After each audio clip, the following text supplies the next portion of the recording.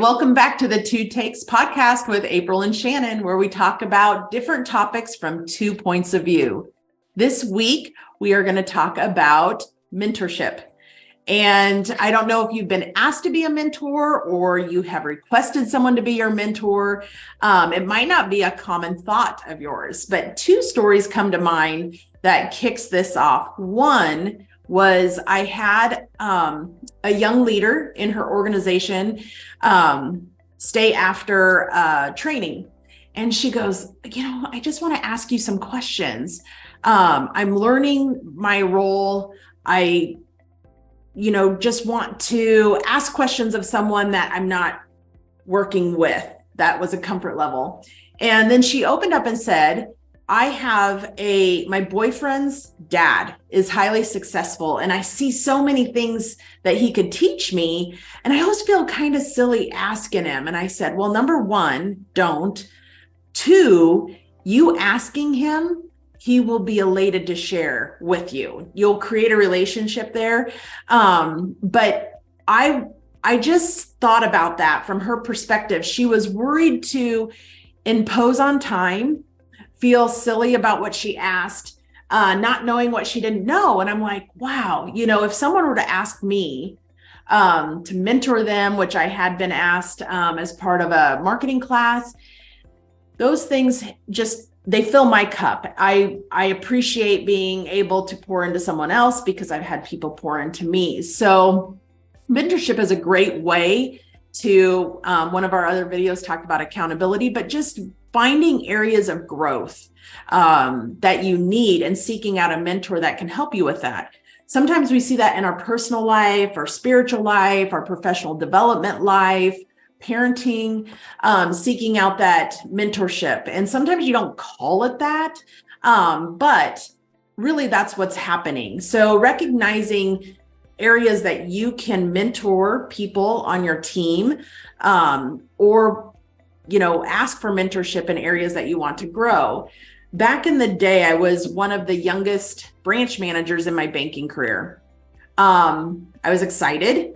I knew that I didn't know what I needed to know. I needed to know a lot more. But I picked one of the other managers that I felt comfortable with. I really kind of gelled with her. And I very specifically asked her, I said, hey, Lori, could you mentor me as I'm learning this management role? And I remember her expression was like, oh, I've never been asked that. And in the moment I'm thinking, oh my gosh, was that dumb to ask that?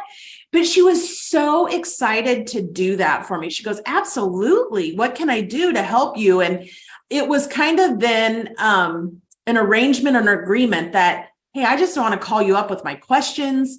And she felt good about being identified as someone that I respected enough to learn from. So I just believe that mentorship is so important to seek out. We grow quicker. It's a lot more fun to learn when you do it with someone that you respect and you appreciate how they have learned. So if you have the chance to be a mentor, please take it up.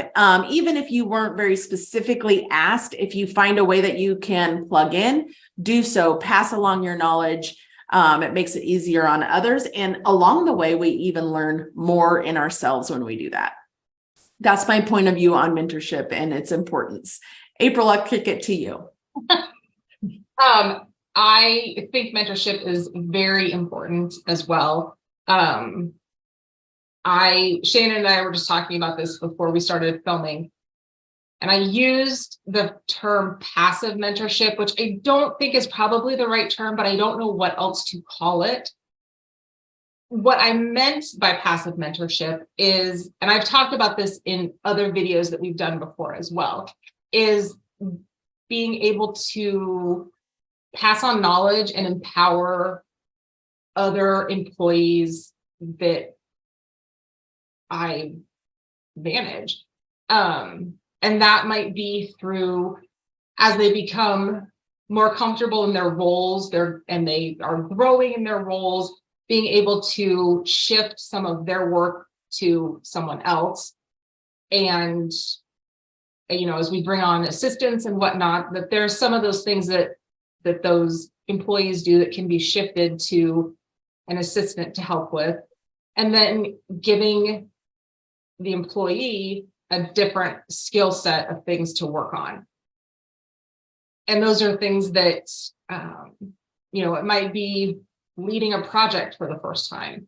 We've done several rounds of that where we've had different projects that have needed to be run, and we've had an employee take point on that. They always come back, and, I don't just toss them in the wind and say good luck. I always make sure to check in with them weekly, multiple times throughout the week. If they have a meeting coming up with the rest of the team, checking in before and after to see what happened. If they have questions going into the meeting about how to lead it, what to do there. And then the other thing that we've talked about in past videos as well is just sort of that mentorship that happens without, I guess, calling it that.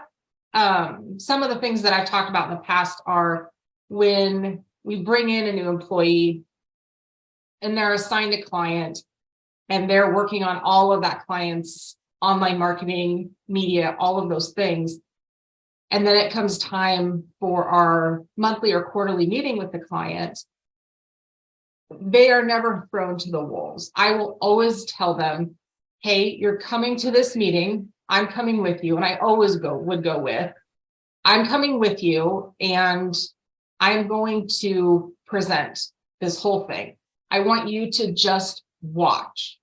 I want you to watch how I present it, because I'm going to present differently to every single client, depending on what their needs are, what their stressors are, what it is that they're wanting out of their marketing, things I know that have been pain points in the past for them, how I might kind of work around those things or bring them up in a way that addresses them before the client decides to bring it up and worry about it themselves. I will do that and say, listen, take notes, and then we'll kind of have a debrief on the way back of, hey, this is why I said what I said. What did you think about this? Hey, I forgot to tell you, the client really, really likes to ask questions about X, Y, and Z. So I always come prepared with additional information on that, because I don't want to get caught in a spot where I don't have information for them. So that's kind of that. And I think we all do it and don't realize it. But that's kind of that passive everyday mentoring that we can do in a management position, or really in any position, that helps train up the people around us, helps make everyone's lives easier. People are learning more about other aspects of their job, of your job, of the things you have to do. And it just makes things flow better. So that's my take on it. That's how I typically handle those situations.